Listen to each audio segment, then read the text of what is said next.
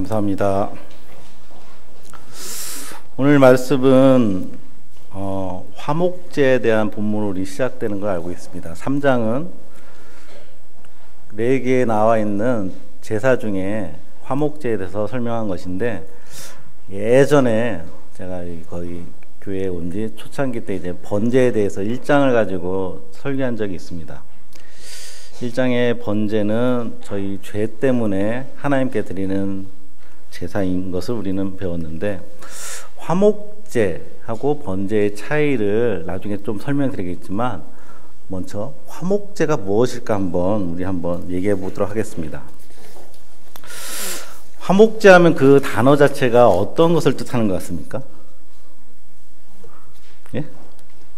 화목제, 그러니까 좀 화해시키고, 좀 뭔가 서먹한 사람들 좀 분위기 좀 띄우고, 아니면 하나님과의 관계 속에서 우리가 잘못된 게 있으면 또 회복하고, 이런 뜻이 아니라는 것입니다.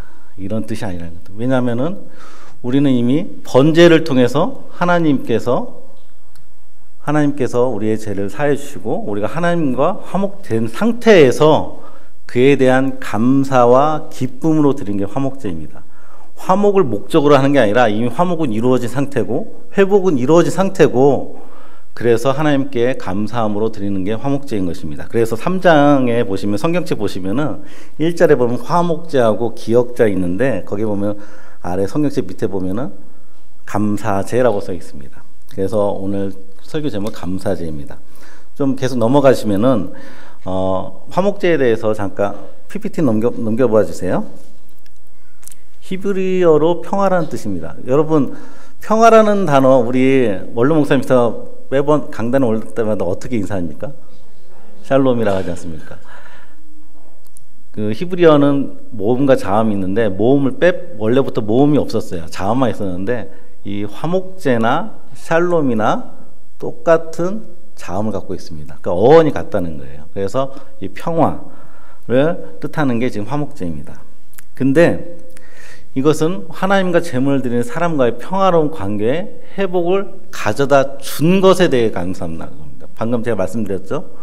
가져다 달라고 제사를 드린 게 아니라 가져다 준 것에 대한 감사를 드리는 겁니다.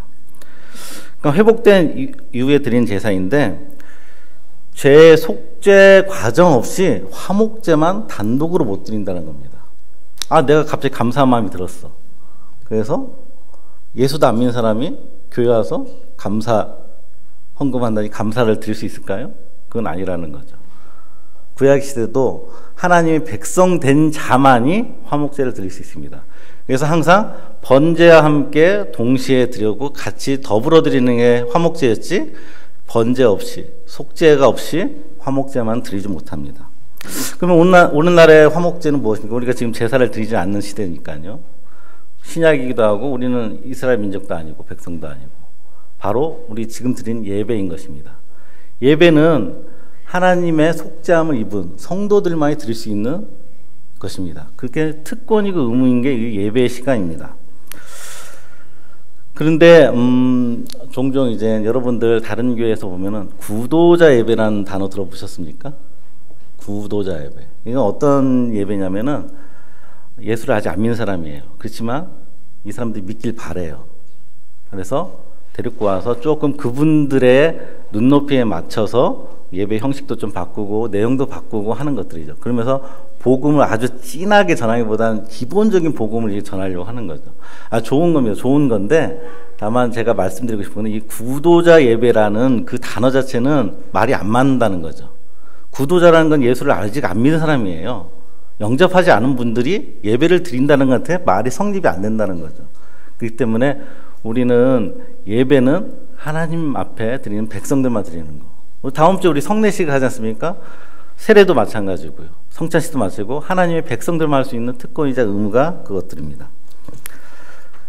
다음 장 한번 넘겨주시겠습니까? PPT. 그래서 이것은 또 화목제는 친교를 누리기 위해서 드려지는 제사입니다. 또 보답의 선물로서 자원하여, 가장 중요한 게 자원하여입니다. 감사로 드리는 희생제사인데, 친교라는 건 왜 그러냐면은, 번제는 그 제물을 다 불사릅니다. 그렇지만 오늘 읽었듯이 화목제는 그 불태우라는 것만 불태우고 나고 나머지는 다 거기에 참여한 사람들이 제사장과 회중들이 나눠 먹는 제사입니다. 또 이게 차이점이 있는 번제는 의무적입니다. 왜냐하면 죄가 전부 다 있기 때문에. 그렇지만 이 화목제는 자원하는 사람, 의무는 아닙니다. 예를 들자면 내가 감사한 일이 생겼는데 여기 나와 있는 소, 양, 염소도 없는 가정 형편이 되는 사람들은 드리고 싶어도 못 드리는 거죠. 그렇기 때문에 요거는 자원하는 사람만 드릴 수 있는 게 화목제입니다. 또 희생제사라는 것은 번제하고 같다는 것이요. 그 잡을 때까지, 소를 잡을 때까지의 과정은 똑같습니다. 그렇지만 나눠 먹고 그 회중들과 나눠 먹고 그 다음에 하나님께 다 드리냐 마느냐, 태우느냐 마느냐 이 차이가 있다는 거죠. 또 이게 하나님이 이 제사를 주면서 많은 예수님의 예표와 우리의 죄에 대해서 삶에 대해서 많은 것을 여기 담아 놓았습니다. 다음 장을 한번 보시면은요, 화목제는 번제 이후에 드리는 것입니다. 같이 한다고 해서 화목제부터 드리지 못한다는 거죠. 죄 사함이 있어야 그 다음에 화목제를 드리는 겁니다. 그리고 제물도 번제물 위에, 그러니까 번제물 아래 화목제가 있을 수는 없는 거죠. 번제물 위에. 우리의 죄사한 예수님의 피 위에 우리의 감사제물이 들어간다는 것이죠. 그렇게 시각적으로도 순서라도 이렇게 예수님을 예표하고 있습니다. 이와 같이 우리의 예배로의 하나님의 초대는 죄사함이 있고 칭의가 된 사람들에게 이 화목제가 있고 우리가 지금 드린 예배 속에 감사함이 있는 것입니다. 감사와 감사의 찬양의 예배를 이와 같이 드릴 수 있는 것은 바로 예수님의 피가 있기 때문인 것은 우리는 다 알고 있습니다. 그렇기 때문에 우리는 이 예배를 얼마나 소중히 여겨야 될지 한번 다시 되새겨 봅니다. 이런 화목제를 또 내용별로 구분할 수 있습니다. 다음 장 한번 넘겨주시기 바랍니다. 이것은 7장, 우리 레위기 7장 15절과 16절입니다. 다 같이 한번 읽어보시겠습니다. 감사함으로 드리는 화목제물의 고기는 드리는 그날에 먹을 것이요.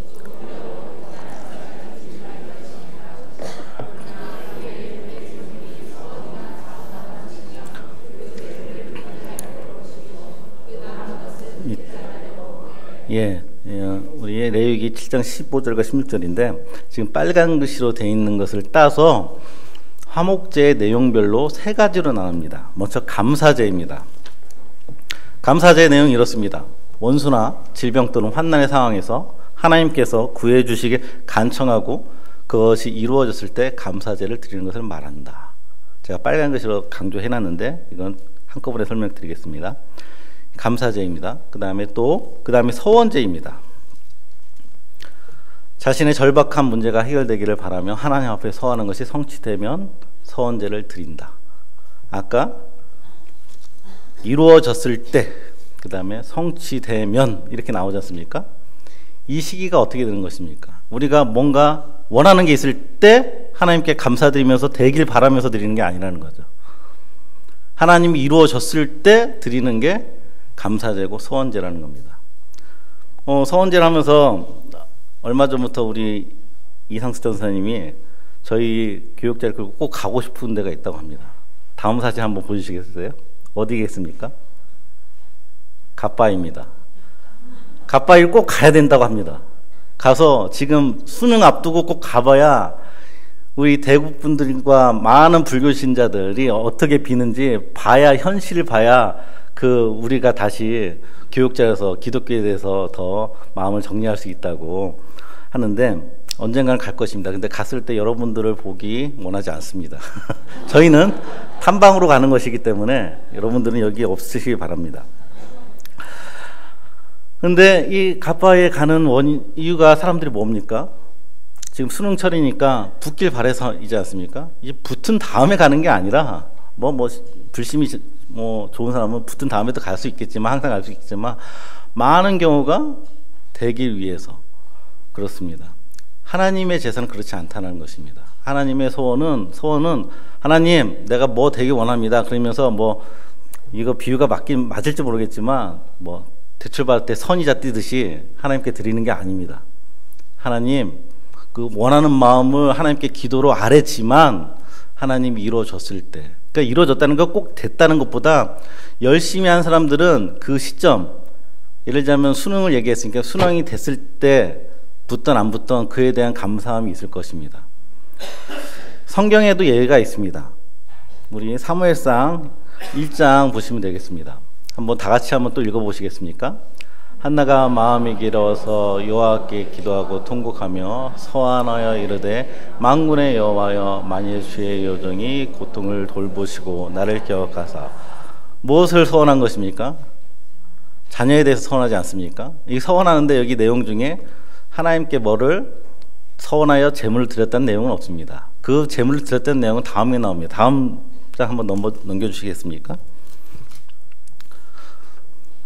그 사람이 엘가나와 그의 온 집이 여호와께 매년제와 서원제를 올라갈 때 이렇게 나오는데, 이것은 아들을 낳은 다음에, 사무엘을 낳은 다음에 이제 하나님께 서원제, 감사제를 드리러 갔다는 것입니다. 이렇게 성경에서도 서원제는 그 이루기 바라기 위해서, 뭔가 되기 위해서 미리 드리는 게 아니고, 하나님께 잘 보이려고 드리는 게 아니고, 하나님께 기도로서, 마음으로서, 전심으로 서원을 하는 건 맞습니다. 그렇지만 그에 대한 진정한 감사는 하나님의 때, 하나님이 이루어주신 때, 그때가 우리가 원하는 어떤 결과물이 아니라도 하나님 그때 감사하는 게 있다면 우리는 가는 것이죠. 이처럼 우리가 서원하였던 것들, 신앙생활에서 서원하였던 것들 참 많을 것입니다. 서원한다고 해서 그게 되든 안 되든 그 열심을 하였던 사람들은 그 결과에 대해서 감사의 이유를 찾을 수 있습니다.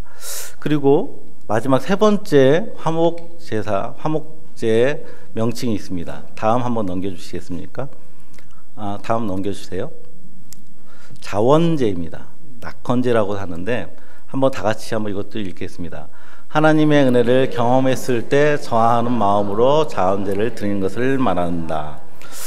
여기도 경험했을 때라고 제가 말씀드리는데, 경험하기 위해서 자원제를 드리는 게 아닙니다. 하나님 은혜를 내가 경험하고 싶어요. 그러니까 좀 은혜를 어떻게 주세요 하면서 헌금하거나 이런다는 게 아니라, 하나님이 우리에게 주시는 은혜를 경험했을 때 자원하는 마음으로 드리는 건데, 이거는 아까 감사제하고 서원제하고 뭐 일맥상통하기 전에 좀 다른 게 있습니다. 감사제 할 때 아까 나왔던 내용에 보면 뭐 병의 치료가 있든지 원수에서 건져냈든지 뭔가 크나큰 일생에 몇 번 경험하지 않은 크나큰 일이지 않습니까? 그러면은 이것은요, 꼭 교회 안 다니는 사람도 그런 일을 경험하면은 어디인가 막 그 나의 좋았던 것을 말하고 싶기도 하고 이걸 나누고 싶고 하는 게 일반적인 심리 않습니까? 그러니까 감사하는 마음의 측면에서 봤을 때는 아까 말했던 감사제나 서원제, 또 서원제도 내가 원했던 게 됐을 때 감사하고 싶죠. 당연히 그게 저절로 생기는 게 당연합니다. 만약에 그렇게 됐는데도 난 감사 안 할래, 뭐 이런 사람은 별로 없을 겁니다. 근데 문제는 이 자원제죠. 자원제는 어떻게 보면 일상생활 속에서, 소소한 일상 속에서 하나님의 은혜 주심을 깨닫고 그거에 대해서 감사하는 것인데 별 변화가 없습니다. 감사제처럼 뭔가 극적인 드라마틱한 일도 없습니다. 서원제처럼 뭔가 바라는 것이 이루어진 것도 아니에요. 그냥 일상생활이에요. 그렇지만 일상생활에 우리는 감사해야 된다는 거죠. 그게 자원제인데, 어떻게 이 일상생활에 하나님의 은혜를 경험할 것인가가 큰 문제겠지요. 경험하지 못했는데 억지로 하는 것은 마음 자원하는 게 아니지 않습니까? 말 그대로 그냥 형식적이고 남이 보니까 할 수 있는 거고, 이런 감사 하나님 별로 받아주지 않습니다. 그래서 우리는 진정으로 드려야 되는 걸 알고 있습니다. 어떻게 할까요?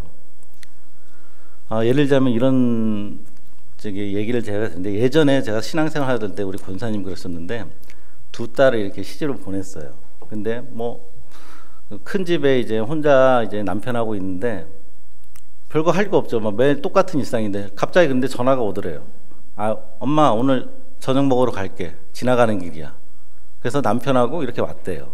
그러니까 사위하고 온 거죠. 그리고 그냥 밥만 먹고 갔대요.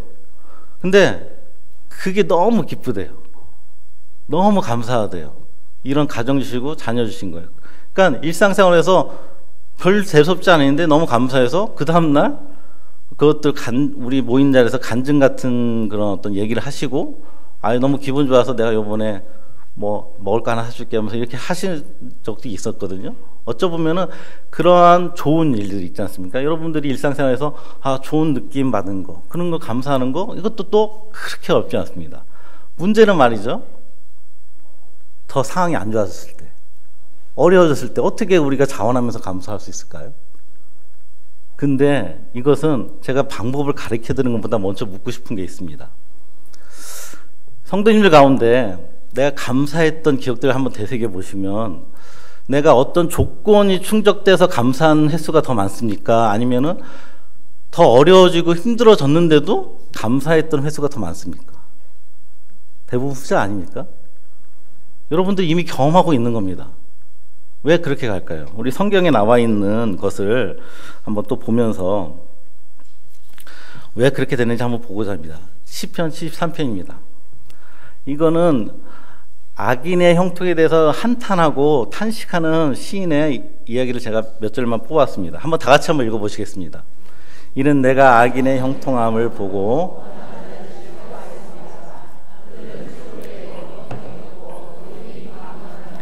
또 다음 장도요.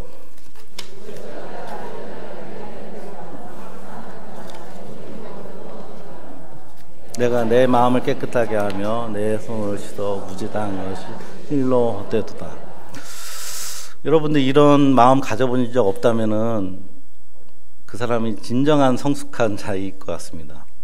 뭔가 내가 보기 싫어하는 사람, 원수 갖고 알지라도 경쟁이 있는 사람, 예수도 안 믿는데, 아니면 편법을 쓰는데 불법을 채우면서 뭐 재산이 잘 된다든지 뭐 합격을 한다든지 이런 거 봤을 때 이런 불평이 여러분 안에 있습니까? 없습니까? 저도 분명히 있고 여러분들 분명히 있을 것입니다. 근데 문제는 이 73편의 끝이 어떻게 되는지 아십니까? 한번 또 읽어드리겠습니다. 73편 16절과 17절 제가 한번 읽어드리겠습니다. 내가 어찌하면 이를 알까 하여 생각한즉 내가 심한 고통이 되었더니, 아직도 그냥 배 아픈 겁니다. 배 아파서 고통까지 된다고 합니다. 근데 하나님의 성소에 들어갈 때야 그들의 종말을 내가 깨달았나이다. 하나님의 성소에 들어가는 것은 무엇이겠습니까? 구약으로 얘기하면 제사고, 지금 우리가 이렇게 예배 드리는 거 아닙니까? 예배 드리고 또 기도하고 말씀 볼 때, 이 다음에 18절에 보시면은 또 이렇게 고백합니다. 28절에 보시면 하나님께 가까이 함이 내게 복이라. 내가 주 여호와를 나의 피난처로 삼아 주의 모든 행적을 전파하리이다. 이 시인의 맨 끝은 악인의 형통에 대해서 배 아파하고 힘들어하고 심한 고통이 있다고 하는데, 이 끝은 감사함으로 끝납니다. 하나님께 복이 주셨다는 것을 깨달으면서 감사함으로 끝납니다. 여러분 분명히 아까 말했듯이 경험했습니다. 저 또한 경험했고 다 신앙이라면 경험했습니다. 하나님 아플 때 하나님 앞에 원망과 탄식 안 해본 적 없지 않습니까? 근데 그 원망과 탄식의 기도의 끝은 감사로 끝나는 거 신기하지 않습니까? 어떤 조건이 충족된 것도 아니고 상황이 바뀐 것도 아닙니다. 그렇지만 하나님의 사랑을 알고 하나님의 일하심을 알고 그렇기 때문에 우리는 그 기도의 끝, 그 시간이 얼마나 들릴지 모르겠지만 끝은 우리는 감사로 끝납니다. 우리는 그런 경험을 얼마나 많이 하냐가 이제 중요한 거죠. 한 번 한다고 끝나는 게 아니고 일평생 동안 우리가 해야 되는 것입니다. 좋을 때는 감사할 수 있습니다. 힘들 때 감사하는 것은 이런 방법으로 되는 것입니다. 시편의 많은 시편들이 탄식과 원망의 내용으로 되어 있습니다. 그렇지만 거기까지 읽고 끝나면 안 되는 것입니다. 탄식과 원망의 끝에 어떻게 하나님께 감사드렸는지 우리는 그 시편을 봐야 되는데, 더 중요한 것은 탄식과 원망은 어떻게 하냐는 것입니까? 우리가 말씀을 모르고 하나님의 뜻을 모르고 탄식과 원망은 세상 기준의 탄식과 원망입니다. 그렇지만 말씀을 알고 말씀의 기준을 알고 하나님 뜻을 안다면은 그 뜻에 맞춰 우리는 탄식할 수 있습니다. 방금 우리 73편의 내용처럼 이 사람은 왜 탄식했을까요? 이 시인은 왜 탄식했을까요? 내가 하나님 말씀처럼 살아봤는데 나는 왜 안 되고 왜 저들은 되냐는 거, 그런 거 아닙니까? 내가 하나님 말씀을 처절하게 한번 지켜봤는데 나는 안 되는데요? 왜 근데 저들은 말씀도 모르는 놈은 왜 잘 돼요? 그런 탄식을 하나님께 갖고 나온 겁니다. 제가 왜 이 말씀을 드리냐면은 내가 처절하게 살지 못한 사람은 탄식의 자리도 못 갑니다. 그냥 주어진 대로 자족하며 사는 겁니다. 하나님의 자족은 그런 자족이 아닙니다. 최선을 다음에 말씀대로 살아본 다음에 얻어지는 자족이지, 아무것도 안 하고 내가 이 정도만 하고 말 거야, 이 정도만 했으니까 이 정도 주면 된 거지, 그러면은 누굴 원망하기도 뭐하고, 내가 최선을 다 안 했으니까 뭐 나한테 이 정도 만족하지. 그러면 탄식할 게 뭐가 있겠습니까? 게으른 자가 탄식하는 거 맞습니까? 원망하는 거 맞습니까? 하나님 앞에 부지런하고 하나님 말씀의 뜻을 알려고 노력해야죠. 그래야지 이제 탄식의 자리로 갈 수 있는데, 그걸 못할 때 우리는 이 복된 자리, 감사의 자리에 가는 것조차 시작도 못한다는 것이죠. 아까 맨 처음에 번제를 얘기했습니까? 번제와 이 화목제, 다른 것이 있다면 여러 가지겠지만 이웃들과 나눈다고 하지 않습니까? 근데 이웃들과 나눌 때, 내가 나 정도 위치가 되면은, 나 정도 그냥 어느 정도 있으면 해야지, 그런 마음으로 하라는 게 아닙니다. 그럼 번제에서 그 힌트를 얻을 수 있습니다. 저번에 제가 말씀드릴 때 번제는 어떻게 드렸습니까? 흠없는 것을 골라서 성전까지 끌고 와서 자기가 잡는 겁니다. 자기가 안수하고 잡는 겁니다. 이것까지 화목제물도 똑같습니다. 그냥 내가 재산이 있고 나의 어떤 위치 때문에 이웃들에게 뭔가 그거에 대해서 알리려고 아니면 주려고 한다면은, 주려는 마음만 가지고는 소를 못 잡습니다. 그냥 어디 정육점 하나 사가지고 뿌리라고 하는 것은 돈이 더 들대로 그게 더 편하지, 내가 직접 잡아서 이웃들에게 줘야 되는 게 화목제입니다. 그 뜻은 다시 한번 돌아가지만, 그 자원하는 마음, 하나님께 감사하는 큰 기쁨이 있지 않는 한 내 손으로 못 잡는 것입니다. 우리가 감사한다는 것은 그냥 나 정도 됐으니까 베풀어야지, 이 정도를 말하는 게 아닙니다. 하나님께 진정한 감사, 자원하는 마음이 있어야 우리가 감사를 베풀 수 있는 것이죠. 그래서 오늘 아까 15절과 7장 15절과 16절을 다시 한번 읽어보시기 바랍니다. 다 같이 한번 PPT 한번 띄워주세요. 한번 같이 읽겠습니다. 감사함으로 드리는 화목제물의 고기는 드리는 그날에 먹을 것이요 조금이라도 이튿날 아침까지 두지 말 것이니라. 그러나 그의 예물의 제물이 자원하는 것이며 그 제물을 드린 날은 먹을 것이요 그 남은 것을 이튿날에도 먹되. 여기서 또 주셔야 될 게 당일날 먹어야 됩니다. 감사제는 당일날, 서원제와 자원제는 이틀, 기간을 이틀뿐이 안 줍니다. 뭐 많은 것을 얘기할 수 있겠지만, 감사한다고 해놓고 그래 올 사람들 와, 오는 사람들 나눠줄게, 그러면 하루 이틀 3일 지나도 상관없죠. 그렇지만 하루 안에 다 먹으랍니다. 적어도 서원제나 자원제는 이틀 안에 다 먹으라 합니다. 그 소를 하나 잡아놓고. 그게 쉽겠습니까? 직접 찾아가야 된다는 얘기죠. 다 나눌 수 있도록 사람들 찾아가야 된다는 겁니다. 다 이렇게 잔치상을 마련해놓고 와서 가져간 사람은 좋고 못 가진 사람은 말어. 안 가져가면 태워버리지. 그런 게 아니라 감사함으로서 나눌 수 있는 사람들은 더 낮아져야 됩니다. 찾아가는 수고를 해야 된다는 것이죠. 우리가 감사의 의미들을 알 때 이렇게 살아야 된다는 것입니다. 마지막으로 이렇게 살았던 공동체를 한번 얘기하고 끝내고 싶습니다. 우리 종교개혁서에 위그노라는 공동체가 있습니다. 프랑스에 있던 신앙 공동체인데, 그 카톨릭이 만연할 때 1300년대 그때인데요. 그러니까 이 사람들이 성경대로 살려고 했습니다. 근데 이 사람들이 생긴 시초는 뭐냐면은 프랑스어로 성경이 번역된 이후부터 성경을 접함으로써 성경이 이렇게 써 있는데 천주교에서 성당에서 가르치는 이게 아닌데, 그래서 성경대로 살고자 해서 모인 신앙 공동체입니다. 근데 그렇게 살다 보니까 그렇게 하지 말라고 천주교에서 핍박을 하고 학살도 하고 그랬습니다. 그래서 신앙의 자유를 찾아서 자기 고국인 프랑스를 떠나 인근 유럽에 여기저기 갔던 것입니다. 근데 이들은 자기 일에 대해서, 자기가 있는 일에 대해서 하나님이 주신 일이라는 소명을 가지고 열심히 했습니다. 그의 대표적인 예가, 여러분들 스위스 하면 생각나는 게 뭡니까? 시계의 시초가 이 위그노 사람들입니다. 많이 팔려는 게 아니라 진정한 하나님이 주신 일이라 생각하고 거기에 최선을 다해서 그렇게 만들었던 것입니다. 만들어서 그렇게 명성을 얻은 거죠. 명성을 얻으려고 만든 게 아니라 최선을 다해서 만들었던 겁니다. 그런데 문제는 뭐냐면 이들이 그러니까 많이 팔리면 그 다음에 뭐가 생깁니까? 돈이 생깁니다. 근데 여러분, 성경대로 살면은 부의 축적을 많이 합니까? 나눕니다. 그러니까 오히려 자신들보다 그 주위에 있던 예수 안 믿는 사람들, 성경대로 안 사는 사람들이 더 혜택을 보는 겁니다.